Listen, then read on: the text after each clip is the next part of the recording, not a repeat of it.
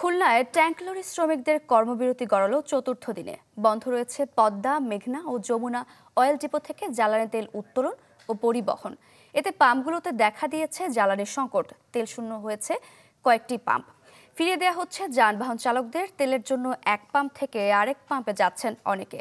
বিভাগীয় tank lorry শ্রমিক ইউনিয়নের সাধারণ সম্পাদক আলী আজিমকে গ্রেপ্তারের প্রতিবাদে চলছে কর্মবিরতি। তার জামিন না হওয়া পর্যন্ত কর্মসূচি চালিয়ে যাওয়ার হুঁশিয়ারি শ্রমিকদের।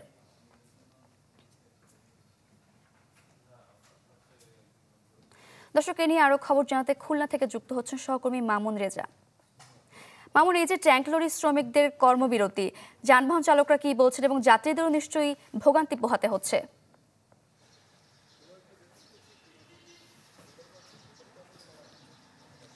সারিকা, চতুর্থ কর্মবিরতির চতুর্থ দিনে খুলনার অধিকাংশ পেট্রোল পাম্প জ্বালানি তেল শূন্য রয়েছে। এই মুহূর্তে রয়েছে নগরীর পাওয়ার হাউস মোড়ের একটি পেট্রোল পাম্পে। এখানে পেট্রোল, অকটেন এবং ডিজেল নেই। সেটি পেট্রোল পাম্পের যে জ্বালানি তেল সরবরাহের যে মেশিন, তাতে লিখে টানিয়ে দেওয়া হয়েছে।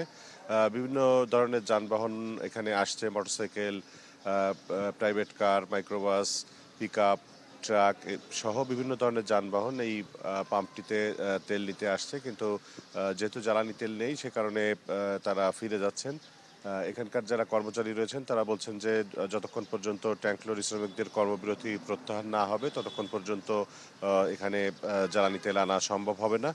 আর খুলনা বিভাগীয় ট্যাংক লরি শ্রমিক ইউনিয়নের সভাপতি এনাম মুন্সি তিনি জানিয়েছেন যে তাদের সংগঠনের সাধারণ সম্পাদক আলী আজিমকে গত রোববার পুলিশ গ্রেপ্তার করে। সেই তার যতক্ষণ পর্যন্ত জামিন বা মুক্তি না হয় ততক্ষণ পর্যন্ত তারা এই কর্মবিরতি চালিয়ে যাবেন।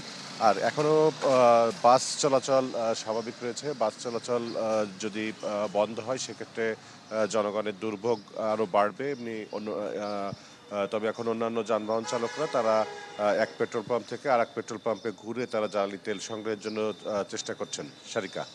মামুন, ধন্যবাদ আপনাকে। দর্শক, খুলনায় চতুর্থ দিনে গড়ালো ট্যাংক লরি শ্রমিকদের কর্মবিরতি। এ নিয়ে বিস্তারিত জানাচ্ছিলেন সহকর্মী মামুন রেজা।